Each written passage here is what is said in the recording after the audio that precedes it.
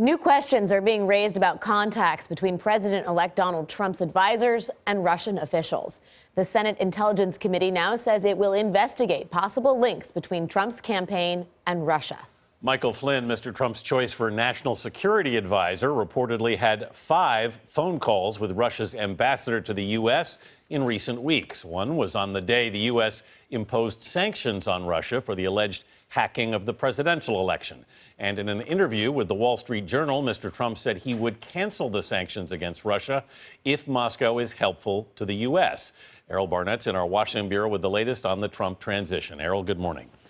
Good morning. By this time next week, Donald Trump will be president, but Democrats, who are in the minority in the House and Senate, they're still reeling from the election loss. FBI briefings on Capitol Hill this week have only deepened their anger, while the Trump team admits it has been in contact with one Russian diplomat.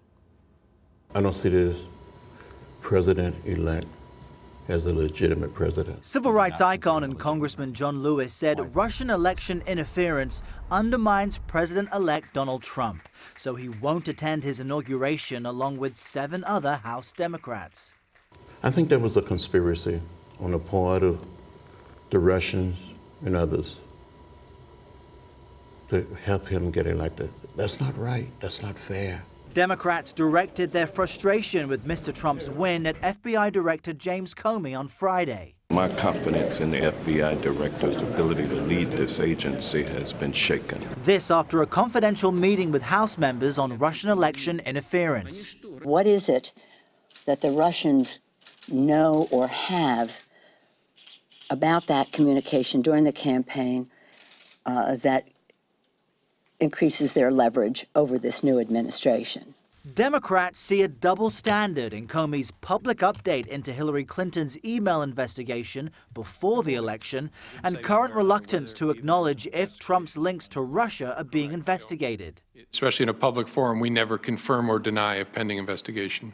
During a Tuesday Senate intelligence hearing into the FBI's handling of the Clinton investigation, independent Senator Angus King was perplexed. The irony of your making that statement here, I cannot avoid. Meanwhile, incoming cabinet nominees face confirmation hearings and revealed views separate from President-elect Trump.